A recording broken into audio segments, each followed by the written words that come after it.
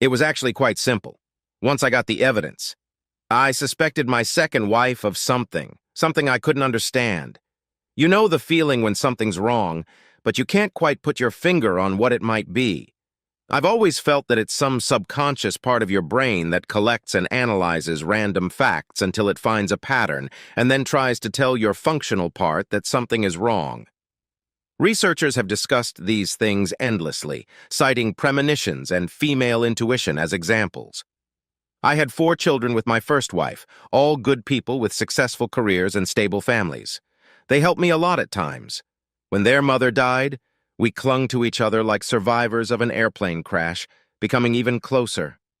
By the time I married Ellen, they were all married or in college. She was almost 11 years younger, but we seemed to fit together. She had the same values, the same goals, and she was hot in bed. She wasn't beautiful, but she was very attractive. Smoky eyes, so brown they seemed almost black, and a mane of brown hair that fell to her shoulders. She exercised twice as hard and loved compliments. My children accepted her, made an effort to get along, but never really bonded. They were all adults, and if they didn't love her, they didn't hate her. And as long as I was happy, they were happy. We had been married about 6 years when I got this itch, this prickly feeling that something was wrong. I was 55 at the time, she was 46. I caught her in a few little lies, nothing serious until you put them all together. Eventually, I couldn't shake the anxiety, so I went to the older woman. Melody was an attractive woman of 35, with an accountant husband and 2 girls who liked to see their grandfather. She looked like an accountant, too. But looks can be deceiving. And that fact kept her busy and added to their bank account. Mel owned one of the most successful private detective firms in the Southeast. She had 2 degrees, one in computers and one in psychology. She was a walking lie detector, analyzing body language and voice intonation almost unconsciously. It was very hard to surprise her. She had 5 offices and as many techno-scientists as detectives. One of her tricks was to hire older ex-cops, both men and women, and young geeky kids. Who notices a geek with a laptop or a grandmother out for her morning walk? Not so much, judging by her bank account. I gave her money to start her own business, part of the insurance money I got when her mother died. She tried several times to pay me back, but gave up when I threatened that I would never attend another family function with her again if she didn't give it up.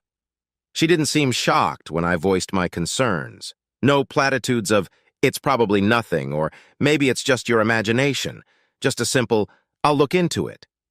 She did this for 2 weeks before she asked me to stop by her office on my way home. I had an office downtown, right next to her office. I was a terrible consultant, the guy you hire to tell you how to save your company. The sad part of my business is most of the time I tell them what they already knew. They just needed someone they paid an obscene amount of money to appease. Sometimes part of my responsibility was to be the man with the axe. I didn't like it, but most of the people I let go needed to be fired, and I knew it. Others were completely surprised. She tossed the folder on the desk when I walked in. Our neighbor, a 34-year-old married father of 2. He was unemployed and spent his time while his wife worked and his children were in school, relieving my wife's tensions by holding all sorts of jobs in all sorts of places. Pictures of him and her on my couch, the washing machine, our dining room table, his chair, his backyard, even one of him kneeling in front of the baby swing while my dear wife sat on the swing. Hell, what did he have against beds? Mel watched me carefully, knowing me well. "Don't do anything stupid, Dad. Just leave her and live your life.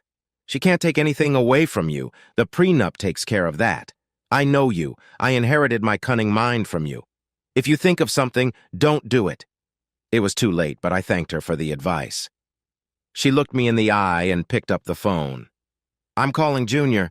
He needs to know anyway. After all, he's your lawyer. Maybe he can talk you out of what you're up to." That brings me to my oldest son's den. Mel sent me some pictures. I've already started the paperwork. You need to stay calm and let me handle this. Please, Dad. "Okay," I said calmly. "When can you do it?" "It's Tuesday. I'll apply tomorrow, do a couple of favors, and on Friday she'll be served whenever and wherever you want. You're going home?" "Yeah, I think I'll be on my best behavior for 2 days. She hasn't been paying much attention to me lately. She'll never notice anything." He stood up when I was about to leave and put his hand on my shoulder. "Don't do that, Dad. Do what? Whatever you're up to. I can see it in your eyes. I assured him I wasn't going to do anything stupid. I found out later that I wasn't in the car before he called his friend, one of the most successful defense attorneys in the state. Dave, keep your schedule flexible. I may have to use you soon. I was right. She hadn't noticed anything. I had a few days off between assignments, so I decided to stop by to see my youngest son. He was sitting in the back, but when he heard the bell ring, he came out grinning. Hey, Dad, what's up? Before you answer me, I already know. Junior and Mel called me last night. I figured you'd stop by. What can I do for you? He was my wild child, covered in tattoos and piercings. 3A his whole life, he never got in trouble. He inherited his mother's wicked sense of humor and my sense of right and wrong. He could have studied whatever he wanted in college, but he took his lifelong fascination with guns and turned it into a very profitable business. I did for him what I did for my other children and gave him startup money. He was a master gunsmith with an almost cult-like following. He specialized in SWAT team weapons, customizing and cheating their guns. He guaranteed their sniper rifles a range of 350 yards.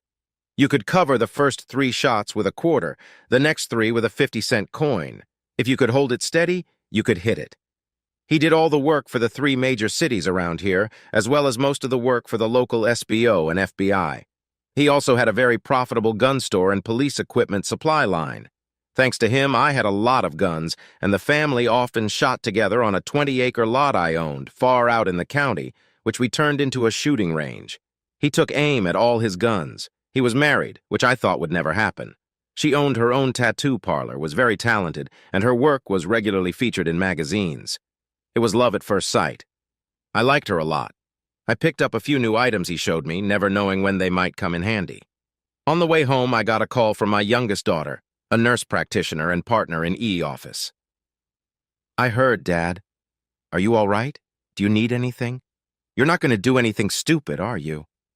I smiled. I could see her frowning at the phone, her reading glasses perched on her nose. Don't worry, babe. You think I'm going to screw up and miss the birth of my new grandson? Not a chance. I could use a few sleeping pills. I haven't been able to sleep the last few days. I got the prescription from her right after her mother died. I couldn't sleep from grief. It didn't take long for them to kick in. They were very strong. Over the years, especially if I was working with a business that I knew was not going to work out, I was stressed out. She would only prescribe medication for a week, sometimes just giving me samples. After giving me another warning, she promised to call the pharmacy to fill the prescription. Thursday night, I sat down to a nice dinner with my wife. We had a pleasant conversation. If I didn't already know better, it would have been hard to believe what she was doing. I opened a bottle of wine from a local vineyard that I knew she loved. I'd picked it up that afternoon. I poured her a glass as we relaxed after our meal. I didn't like wine, and she knew it well, so she wasn't surprised when I opened a beer. When her glass was empty, I poured her another and took another beer. About halfway through the second glass, she nodded. I took the glass from her hands. You look sleepy, honey. Why don't you lie down on the couch and relax? I'll put on some music and clean up the kitchen. She mumbled something like, thank you, and snored. I cleaned up the kitchen and made 2 phone calls. Now was all that was said in the first one. The second one took a little longer. Sandy, how are you? I'm good. Did Barry find a job yet? Well, I might have something for him. I'm meeting this guy at his plant to observe his capabilities on the second shift. Why don't he come and ride along with me? He really needs a night operations manager. Salary's in the 40s. You think he'd be interested? All right. Have him here in about 30 minutes. I made a mental note to dump the phone as soon as possible and went outside to wait. I had a mid-90s GMC truck that I hardly ever drove. It came with a thin awning, which I immediately removed. What good is a truck if you can't use it to haul stuff? Earlier that day, I put it back on. A few minutes later, Barry came over. He thanked me for my help, talked about how much he liked my wife and me. Not a problem, Barry. What are neighbors for? Before we go, could you see if I got the bolts on this thing right? My car is in the store, and she hates it when I drive her car. I'd hate for this thing to fly off when we hit the road. I raised the trunk lid and lowered the trunk lid. He leaned over to check the bolts when I hit him with the stun gun. He shuddered, let out a sigh, and went out like a light. I pushed him inside, closed the back door and lid, and got out. I drove for about 5 minutes before turning off to a secluded spot. He was just coming to when I hit him again, this time taking the opportunity to cuff his hands and shackle his feet. I drove to our firing range. It took about 30 minutes, 10 minutes on a dirt road so desolate it looked like a goat trail. I must have been going too fast, bumped a little hard with a few jolts. Must have been my anger. I unlocked the gate and drove inside. As I locked it again, I heard him yelling and stomping inside. I made a mental note to grab a gag on the way back. I popped out to the firing range. Damn, I never realized how rough the road was, but then again, I'd never driven that fast before. He started screaming as soon as I opened the back door. I grabbed him by the leg straps and pulled him outside. He made a thud as he hit the ground. He opened his mouth to complain, and I shoved the muzzle of my Judge into it. In case you don't know, a Judge is a revolver capable of firing 45 or 410 rounds from a shotgun. He went silent. Listen to me, asshole. I'm going to let you go. You're going to walk over to that bench and sit your ass on it. Don't move. Don't talk until you're told to. Do you understand? He nodded his head as far as he could with the barrel in his mouth. I might have broken a tooth when I pulled it out, but I wasn't sure. If I had, he wouldn't have complained. He couldn't keep his balance, and I lost patience, so I made him crawl up, with a little encouragement in the form of kicking him in the butt every now and then. I also verbally encouraged him. This is a Judge's revolver, just so you know. I have it loaded with 410-round shotgun shells. It's about the same size, maybe a little bigger than a BB. It won't kill you unless I hit you properly, but it will hurt like hell. If I empty it into you, you'll bleed out, even if I don't hit anything serious. Are you with me here, Barry? He nodded, tears streaming down his face. I sat him down on the bench and tied him down with 36-inch zipper ties, immobilizing him. He tried to scream, but I put a gag in his mouth and tightened it. I got it from my sister-in-law. She sold sex toys as a byproduct for her tattoo business. It led to many interesting dinner conversations, and my daughters and daughters-in-law and a few select friends would get together every 3 or 4 months to see the latest merchandise. It always led to some very happy husbands. I pulled up a camp chair and sat down in front of it. In the light of the full moon, I could see the traces of his tears. Do you know why we're here, Barry? He shook his head negatively. Come on, Barry. You're smarter than that. What would motivate a nice guy like me to do this to someone? Think, Barry, think. Sometimes it causes severe emotional trauma. What kind of trauma can make people snap? Death of a child, loss of a job, abandonment? Oh, I get it. What about infidelity? Many men have been driven to extremes by their wife betraying them. Many seek revenge, pain and sorrow for all involved. And the collateral damage, the divorce, the loss of children, it just gets uglier and uglier. Isn't that right, Barry? Any comment? Really? Nothing. I stopped and laughed. Oops, silly me, let me help you. I ripped the gag off, taking off a bit of his scalp. There, now we can talk like civilized people. Your turn, Barry. I've monopolized the conversation enough, haven't I? Talk, asshole! I practically shouted at him for the last time. He was sobbing. I'm sorry, but she came up to me and I... The slap sounded in the night. I leaned back in my chair and sighed. Well, that's it, Barry. Pick one. If you don't, I'll probably do the whole thing to you. Oops, I forgot one. I picked up more papers. My oldest son is a lawyer. These are attachment alienation suits, legal in this state. One for me, one for Mr. Jeffries, and one for Mr. Grant. Mrs. Oliver is a widow, but she's named as a witness. You can pick one if you want. I'll go have a beer while you're thinking. I'd offer you one, but I want you to have a clear head. I'll be back soon, and you'd better give me an answer. I walked off into the darkness, found a log, and listened to the night. An owl hooted quite close by. Coyotes could be heard howling on the ridge. Tree frogs sang in chorus on the wet ground, addressing the night. It was peaceful. When I returned, he was lying on his back, apparently screaming. I shook him roughly. What's it going to be, Barry? I've got a couple of favorites myself. I hope you'll refuse to pick one so I can have some fun. He begged. I yawned. Time's up, Barry. I'll enjoy it. You probably won't as much. I picked up the ball bander. I guess it won't hurt for long. Let me know, okay? You want to see it? Well, maybe it's for the best. I pulled a leather mask out of my bag and strapped it over his head, leaving only his nose exposed. I replaced the castrating tape with a regular strong rubber band. I heard him scream. It would be uncomfortable, but it wouldn't do any lasting damage if it was removed within 24 hours. I pulled out a vial of pills. They were estrogen pills left over from the hormone replacement therapy my soon-to-be ex-wife just had to have to make her skin look younger. The worst it would do was make his pecs ache for a day or two and probably raise his mood swings. I pulled out a bottle of water and put 5 pills in my hand. I unzipped the zipper on his mask and clamped his nose shut. He opened his mouth to scream, but I shoved the pills down and shoved the water bottle down his throat. He choked and spit, but eventually swallowed. I was humming to myself when I heard a voice come out of the darkness. "That's enough, Dad. I think you've made your point. We'll figure this out on our own."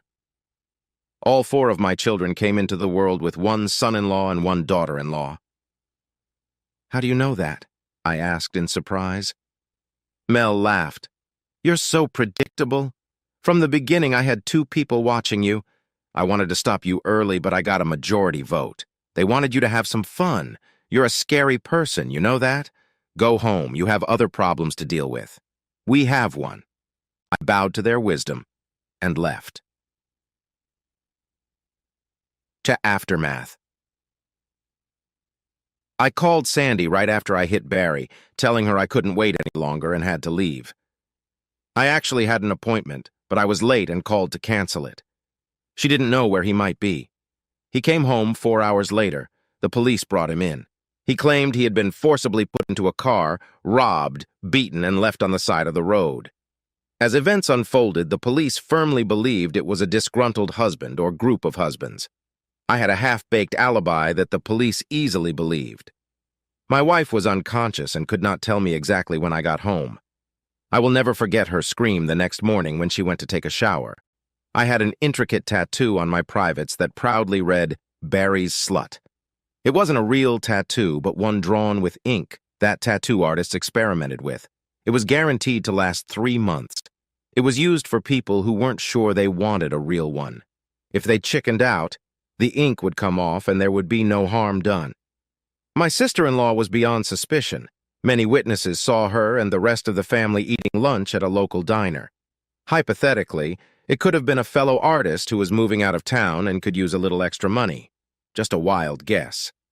I was on my way out the door on a short vacation when she screamed out, leaving pictures and a no-fault divorce decree on the dining room table with a note saying I would help her get settled in an apartment and pay her expenses for 3 months while she looked for a job, or if she didn't sign, and I would leave her out in the cold after a very public divorce.